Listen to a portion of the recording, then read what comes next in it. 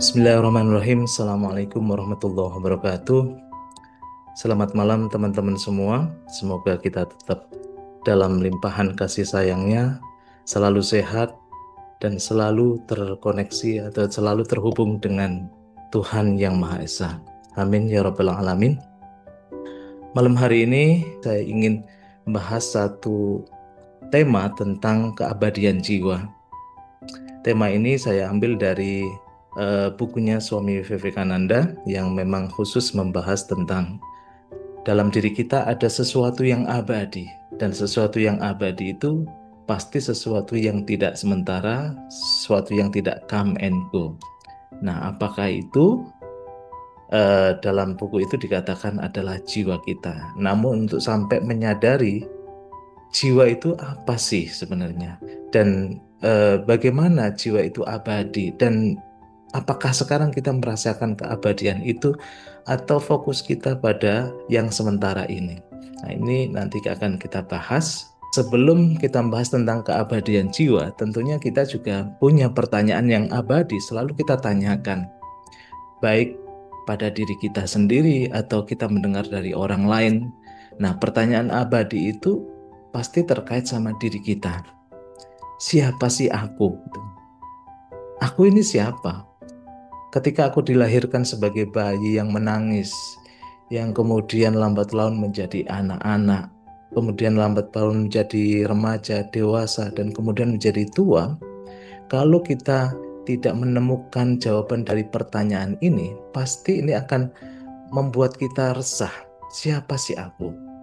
Sementara ini kan selalu pertanyaan siapa aku, entah itu di KTP kita, entah itu di paspor kita, entah itu di surat-surat kita. Aku adalah pasti merujuknya pada nama, pasti merujuknya pada alamat, pasti merujuknya pada sesuatu yang terkait sama diri kita. Entah itu kemudian orang tua kita, entah itu apapun lah yang terkait dengan kita. Tapi kalau semua lekatan-lekatan atau identitas-identitas itu dihilangkan, pertanyaannya siapa aku? Nah, ini pertanyaan yang abadi yang semua orang itu mencari, dan semua orang kalau belum menemukan jawaban dari pertanyaan ini pasti akan bingung. Karena hidupnya selalu come and go, selalu berubah, selalu berubah. Saya sendiri misalkan sudah 40 tahun yang lalu dilahirkan, identitas diri saya, tubuh saya kan selalu berubah. Nah, kalau saya menganggap aku adalah sesuatu yang berubah, pasti aku nggak tahu siapa aku. Karena sesuatu yang dialamatkan dan alamat itu ketika berubah, misalnya saya alamatnya di mana? Di Pamulang. Begitu bulan depan saya kemudian berubah alamat menjadi misalkan Parung atau kan jadi di Rempoa, Jakarta Selatan dan sebagainya. Pasti orang bingung karena selalu berubah alamatnya kan. Tapi dalam perubahan itu ternyata saya bisa menyadari diri yang sama. Nah, inilah pertanyaan siapa aku harus selalu dipertanyakan dan bahkan harus ditemukan jawabannya. Pertanyaan kedua yang abadi juga, apa yang membuat aku itu hidup? Nah, ini jawabannya pasti beragam juga. Apa yang membuat aku hidup ya? Karena aku punya anak, aku punya motivasi untuk hidup. Karena apa? Aku harus kemudian membiayai anakku, aku harus kemudian membesarkan dan sebagainya. Apakah kalau anak itu sudah tidak bergantung sama aku misalkan, anak sudah hidup mandiri, motivasiku berubah nggak? Apa yang membuat aku hidup? Pasti berubah juga. Dan itu tidak abadi. Akan selalu begitu terus. Nah, pertanyaan selanjutnya adalah apa yang paling dekat dengan diriku? Kita katakan yang paling dekat diriku ya istriku, pasanganku, anakku, dan sebagainya. Kalau semua itu sudah tidak ada. Bayangkan kalau semua itu sudah tidak ada, siapa yang paling dekat dengan diriku? Yang paling dekat dengan diriku ya aku itu sendiri. Dan aku itu siapa? Balik lagi kan pada pertanyaan awal, siapa aku kan gitu. Dan pertanyaan yang terakhir adalah apa yang abadi dalam diriku? Apakah setelah saya menjalani 40 tahun dan mungkin nanti usia puncak manusia itu katakanlah 80 sampai 100 tahun. Apakah aku abadi? Kita belum pernah mendengar orang yang hidup dalam balutan tubuh ini itu mengalami sebuah keabadian. Fir'aun lah, kita ambil sebuah contoh orang yang mengaku sebagai ana rabbukumul a'la, akulah Tuhan tertinggi. Dia bilang seperti itu, nyatanya mati juga kok. Kita belum pernah mendapatkan orang yang hidup dalam balutan tubuh ini abadi. Maka kita harus bertanya, yang abadi di dalam diriku itu apa? Kalau semua ini sifatnya sementara kan. Maka kita harus mulai menanyakan, merevisi hidup kita.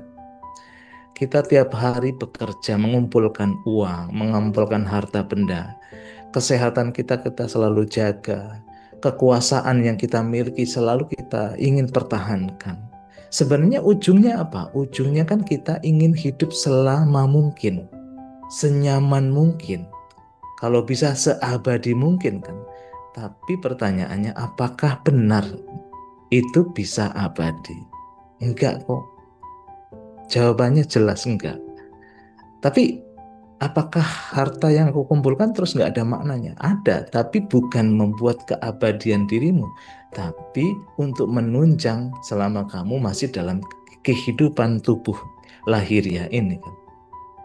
Maka jika kita tidak bisa membedakan mana yang sementara dan mana yang abadi, kita akan masuk ke dalam jerat ilusi keabadian yang ini dari awal sudah diingatkan oleh Tuhan. Ini terjadi pada Nabi Adam. Nabi Adam digelincirkan oleh iblis. Dalam surat Toha 120 itu dikatakan, fawaswasa ilaihi syaiton qala ya Adamu hal adulluka ala sajaratil khuldi wa mulkil la yabla. Ini sangat luar biasa. Nanti teman-teman cek kalau dapat buka Al-Qur'annya itu.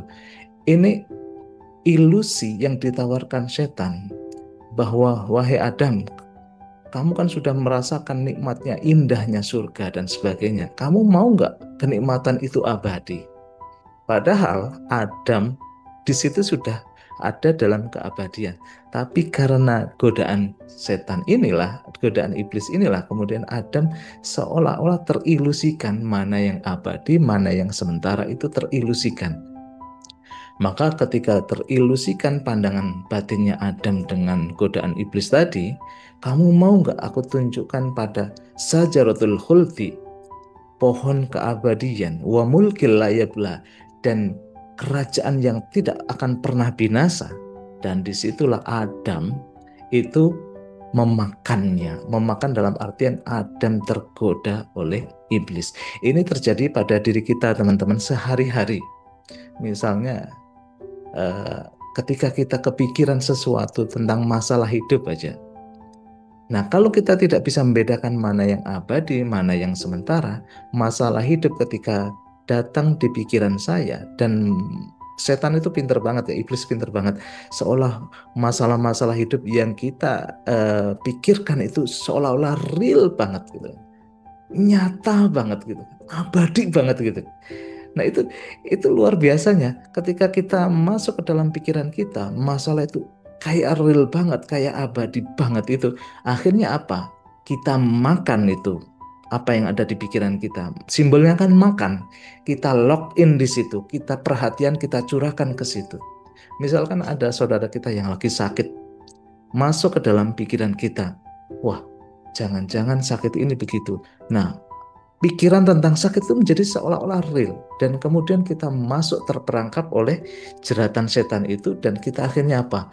Hidup kita, perhatian kita, kesadaran kita masuk ke dalam jeratan itu, dan disitulah perangkap setan masuk dan mengelabui kehidupan kita. Akhirnya apa? Hidup kita habiskan untuk mengejar yang seolah-olah real, seolah-olah abadi di dalam jeratan setan itu. Padahal sebenarnya itu sementara.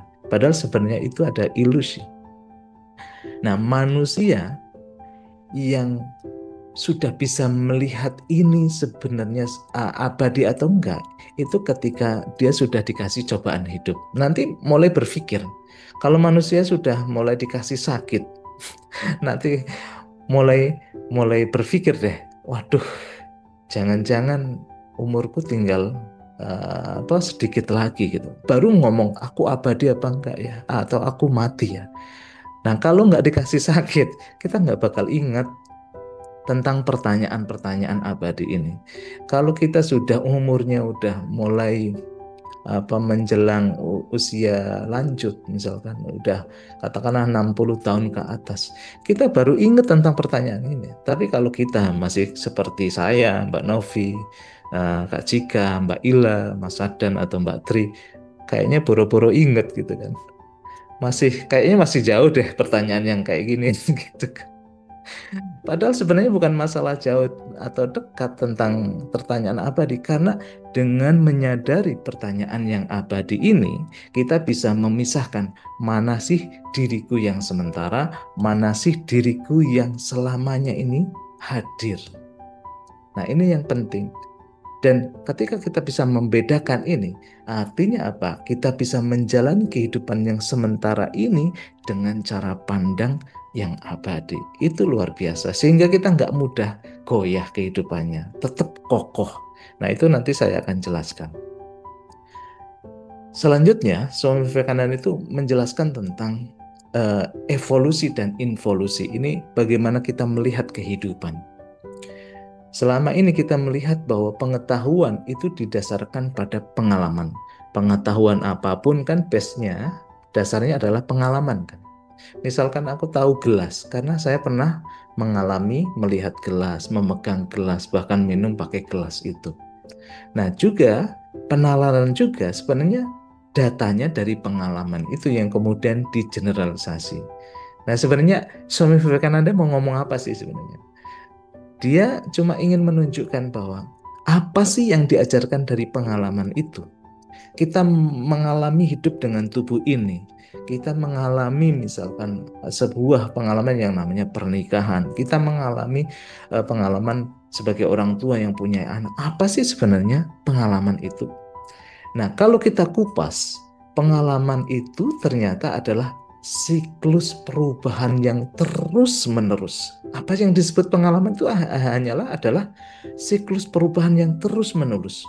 Dari lahir, kemudian tumbuh, kemudian berkembang, dan kemudian hancur. Yang namanya pengalaman kan itu terusan, perubahan yang terus-menerus. Mulai lahir, tumbuh, berkembang, dan hancur. Itulah pengalaman. Dan pengalaman yang tadi, siklus itu dinamakan evolusi. Ada yang namanya kelahiran, kemudian pertumbuhan, perkembangan, dan kehancuran. Manusia masuk ke dalam siklus evolusi itu. Demikian juga siklus kehidupan misalkan makhluk hidup ya. Mulai dari yang mineral, kalau Rumi mengatakan kan seperti itu, dari mineral, kemudian menjadi tumbuh-tumbuhan nabati, kemudian menjadi hewan, kemudian menjadi manusia. Jadi kalau dari situ, manusia adalah sebentuk evolusi tertinggi dari makhluk hidup. Manusia ini sebenarnya mengalami eh, kesempurnaan evolusi, karena dari evolusi yang terendah, misalkan mineral, itu bisa melompat menjadi nabati, menjadi tumbuhan, itu butuh siklus yang panjang itu. Dan tumbuhan bisa menjadi siklus hewan, itu waktunya juga panjang. Dan hewan sampai kemudian evolusi menjadi manusia, itu waktunya juga panjang. Jadi berbahagialah ini sebenarnya kita sebagai manusia, karena dengan menjadi manusia itu adalah puncak evolusi tertinggi, di mana kita bisa kemudian memanifestasikan sifat-sifat dan kualitas Tuhan secara sempurna. Yang itu tidak bisa dilakukan oleh hewan, itu tidak bisa dilakukan oleh tumbuhan, dan bahkan dilakukan oleh mineral. Maka berbahagialah kita sebagai manusia, karena kita adalah evolusi tertinggi. Kita adalah makhluk puncak sebenarnya. Tapi kita juga dalam bahasa Al-Quran kan, laqad khalaqnal insana fi ahsani takwin. Kita itu evolusi tertinggi loh. Sebaik-baik makhluk, sebaik-baik bentuk. Tapi summa radadnahu asfala safilin kan. Kita bisa diturunkan seburuk-buruk makhluk, serendah-rendah makhluk. Jadi berbahagia sebagai evolusi tertinggi, tapi bahayanya kalau kita tidak menyadari kehidupan keabadian kita, kita bisa direndahkan serendah-rendahnya, bahkan lebih rendah dari binatang. Nah, makanya satu sisi kita tahu tentang evolusi, ada perubahan yang makin tinggi, makin sempurna, tapi kita juga harus tahu di dalam setiap proses evolusi itu didahului oleh proses yang namanya involusi. Inilah yang dibahas dalam spiritual. Jangan kamu berpegang pada evolusi yang selalu berubah itu, tapi juga kamu harus tahu mana involusi itu. Involusi itu apa? Involusi adalah sumber atau benihnya. Contohnya, pohon adalah benih yang berevolusi menjadi sebuah pohon yang punya daun, ranting, dan sebagainya. Tapi itu semuanya, itu sebenarnya sudah terkandung dalam satu benih. Benar nggak? Nah, kalau kita melihat benih itu namanya involusi. Tapi kalau benih itu sudah tumbuh, berubah, dan kemudian menjadi pohon yang tinggi, itu namanya ada evolusi dari benih itu sendiri. Nah, ini pentingnya, Swami Vivekananda cuma ingin mengasih tahu bahwa seluruh potensi kehidupan itu sudah terkandung dalam suatu benih kehidupan yang dinamakan Tuhan. Jadi involusinya adalah Tuhan, evolusinya adalah alam raya ini gitu. Jadi alam raya ini itu sebenarnya adalah proses manifestasi, proses evolusi yang terus-menerus dari benih kehidupan atau dari hakikat yang tak terbatas yang sebenarnya hadir di dalam diri kita. Yang itu kemudian dinamakan jiwa. Jadi kita harus tahu evolusi tubuh kita yang semakin waktu semakin menua. Tapi satu sisi juga kita harus menyadari involusi di dalam diri kita, bahwa sumbernya itu sudah ada di dalam diri kita. Involusinya itu sudah ada, yaitu jiwa kita. Jadi kehidupan itu mengalami involusi menjadi bentuk yang paling halus. Misalkan tubuh ini ketika sudah lepas dari diriku, kita kan akhirnya involusi kembali kepada diri yang paling halus kan. Nah, dari diri yang paling halus itu kemudian perlahan berevolusi lagi, memanifestasikan dirinya dalam bentuk yang semakin kasar dan kasat mata. Dan begitu juga akhirnya kembali kepada yang paling halus juga. Nah, inilah sebenarnya siklus kehidupan. Nah, ajaibnya, ini saya katakan ajaib, adalah kesadaran manusia yang sebenarnya bisa menengok masa lalu evolusi kita. Kita sebenarnya bisa loh. Dalam pejaman mata sebentar kita menengok 10 tahun yang lalu. Kita kan bisa kan? Bahkan saya bisa melihat Hasan yang kecil 5 tahun yang awal 5 tahun dulu. Saya bisa. Nah, kekuatan apa yang bisa membuat kita itu tiba-tiba menengok masa lalu, bahkan kemudian bisa menengok masa depan? Nah, kekuatan itu sebenarnya di dalam diri kita, itulah yang dinamakan jiwa kita. Kita sebenarnya hidup yang menggerakkan adalah jiwa ini. Karena tanpa jiwa ini sebenarnya semuanya ini nggak hidup kok. Tapi kita itu lebih fokus pada yang nggak hidup. Kita lebih fokus melihat kehidupan fisik yang sebenarnya tanpa jiwa ini fisik nggak bisa ngapa-ngapain. Tapi kita nggak berfokus pada kehidupan yang membuat kita hidup, jiwa itu.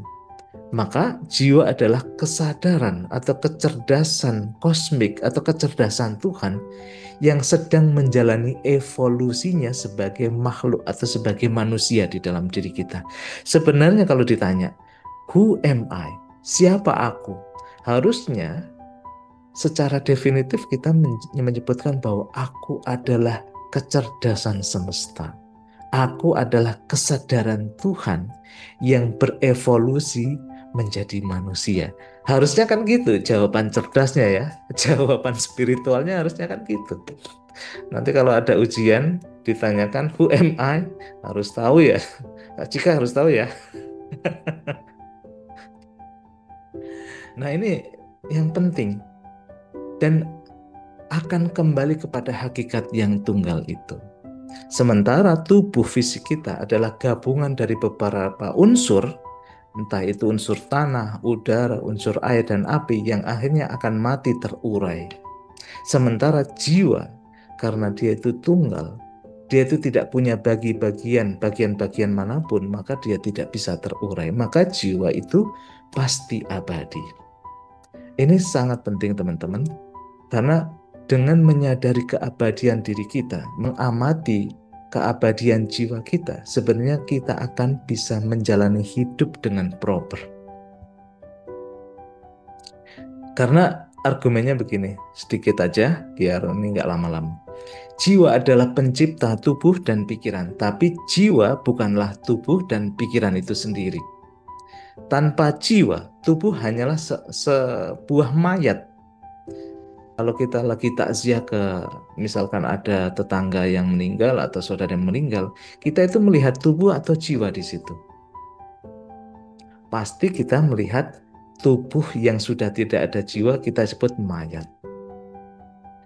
Dan tanpa ada jiwa, tubuh itu nggak punya kecerdasan apapun kok. Yang membuat tubuh ini kita cerdas itu sebenarnya jiwanya. Yang membuat tubuh ini bisa beroperasi sebenarnya adalah jiwa. Tanpa jiwa, tubuh hanya seonggok mayat gitu kan. Maka begitu pula tanpa jiwa, pikiran hanyalah software yang tidak bisa beroperasi. Tanpa ada listrik di dalam komputer kita, sebenarnya softwarenya kan nothing, nggak ada fungsinya kok. Makanya seperti tubuh, pikiran juga tanpa ada jiwa sebenarnya tidak ada fungsinya.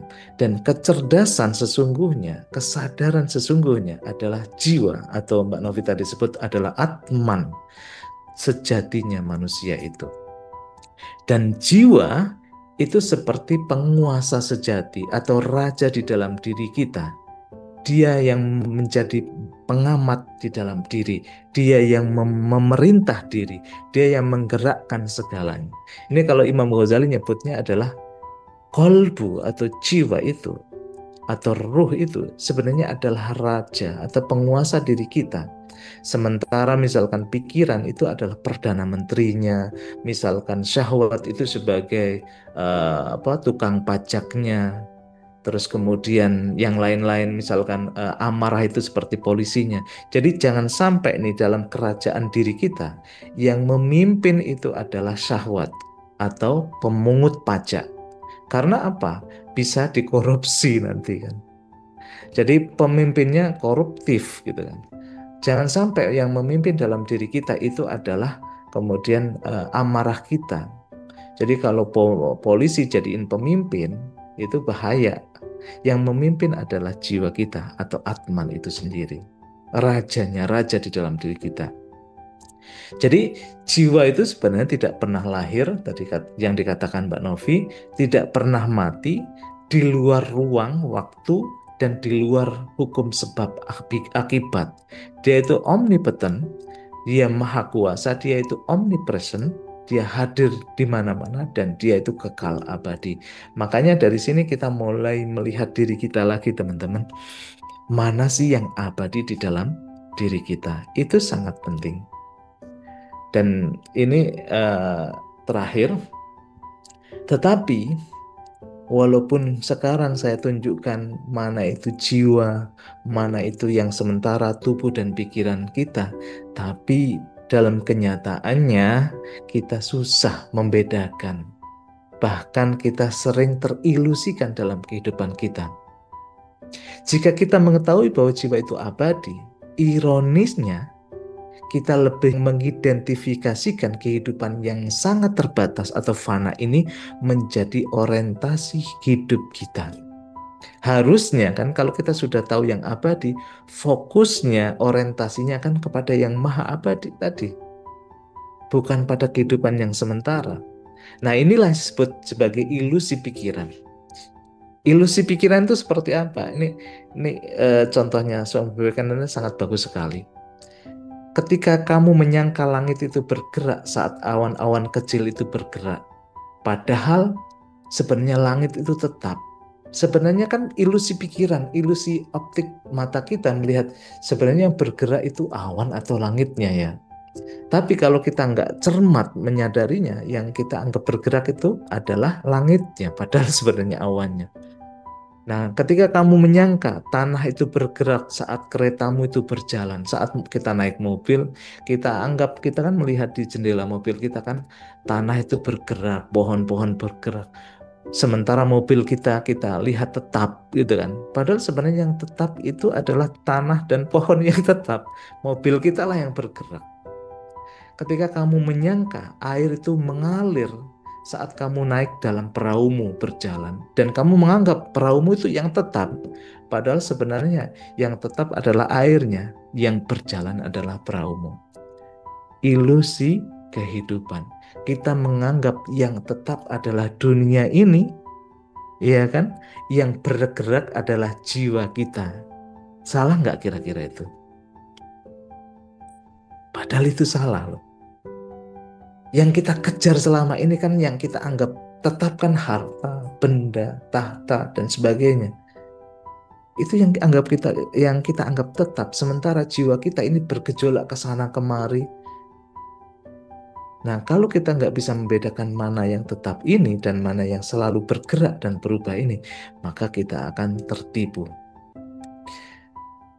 Padahal kesimpulannya adalah kamu bukanlah awan, kamu bukanlah kereta yang bergerak itu, kamu juga bukan perahu yang terus bergerak menuju kehancuran itu, tapi kamu adalah langit yang tetap abadi itu. Maka jika kamu mengidentifikasikan dirimu dengan yang terus bergerak, come and go, tubuh yang terus bergerak maju menuju kehancuran dan kematian, kamu mengidentifikasikan hartamu yang semakin surut dan berkurang itu, maka kamu akan hidup tidak tenang. Hidupmu pasti terombang-ambing. Hidupmu pasti penuh ketakutan. Hidupmu pasti penuh kecemasan. Hidupmu pasti penuh dengan konflik. Dan hidupmu pasti menderita. Inilah hukum ilusi kehidupan, di mana kalau kita tidak tahu yang abadi dan berpegang yang abadi, maka hidup kita akan menderita ini. Pasti tidak tenang. Maka agama manapun, spiritualitas manapun, itu pasti menyuruh kita kembali kepada yang abadi. Panggillah dirimu yang abadi. Maka bagaimana cara kita kembali kepada yang abadi? Panggil yang abadi di dalam dirimu. Maka dalam Quran katakan, kulillah, panggillah Allah. Summadharhum fi khawdihim yal'abun. Abaikan yang selalu bergerak itu. Abaikan yang selalu ingin membuat kita itu permusuhan, setan itu. Abaikan itu semua. Kulillah, panggillah Allah. Panggillah Atman. Panggillah Om. Panggillah yang abadi itu. Panggillah yang dalam tradisi manapun ada sebutan bagi yang abadi itu kan. Maka panggillah itu. Ketika kamu memanggil itu, sebenarnya kamu terhubung lagi dengan yang abadi di dalam dirimu. Maka saat kamu memanggil Allah misalnya, tiba-tiba ada kesadaran di dalam diri kita memisahkan mana yang sementara dan yang mana yang abadi.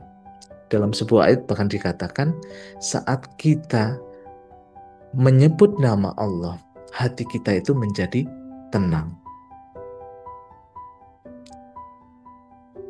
Kalau kita menyebut nama Allah, hati kita itu tiba-tiba tenang. Karena apa? Seperti kayak kita memegang yang tetap gitu kan. Sementara awan-awan itu biarkanlah masalah tetap jalan, terus kemudian berlalu lagi, berganti lagi. Tapi kita tidak memegang pada sesuatu yang come and go, tapi kita memegang pada yang abadi. Di sini dikatakan ala bizikrillahi tatmainnul qulub. Dengan zikir, dengan mengingat pada yang abadi itu, hati kita akan menjadi tenang. You are that. Vedanta mengatakan tatvam asi, kamu adalah hakikat yang abadi itu. Saat kamu mengidentifikasikan dirimu sebagai yang abadi itu, maka kamu akan menjadi diri yang powerful, diri yang kuat, diri yang tidak tergoyahkan, diri yang bahkan abandon gitu. Tapi begitu pikiranmu kemudian attach atau dirimu melekat pada sesuatu yang come and go, sesuatu yang selalu berganti-ganti, selalu berubah itu, maka kamu akan menjadi diri yang lemah, diri yang sangat-sangat lemah, diri yang kemudian tidak punya identitas gitu. Maka ini sangat menarik, ini yang disebutkan dalam Vedanta dan juga di dalam Sufisme misalnya. Ketahuilah bahwa setiap pikiran dan kata yang melemahkanmu di dunia ini adalah satu-satunya kejahatan yang nyata. Jadi kejahatan yang nyata itu, kalau dalam sufi dikatakan ini, dosa yang sesungguhnya, dosa besar itu saat kamu tidak ingat sama Allah. Nah, dalam Vedanta juga gitu. Kalau kamu itu justru mengingat pada pikiran-pikiran yang melemahkanmu, maka ini adalah kejahatan yang nyata. Karena dengan tidak mengingat pada yang abadi, kita terombang-ambing oleh yang come and go, sesuatu yang berubah itu. Akhirnya kita masuk dalam jeratan setan, dalam jeratan iblis, untuk selalu tertarik pada sesuatu yang sementara ini, dan bahkan bermain pada sesuatu yang sementara ini. Inilah kejahatan sebenarnya. Maka kita mulai paham kan, dikatakan inna sholata tanha anil fahsya'i wal munkar kan? Dengan kita terhubung dengan yang abadi melalui sholat kita itu, maka kita terproteksi dari perbuatan yang keji dan mungkar. Maka kita harus sadari, tidak ada loh yang mengikatmu. Yang mengikatmu itu siapa sih? Yang mengikatmu adalah pikiran-pikiran kita sendiri yang kita anggap real dan abadi itu.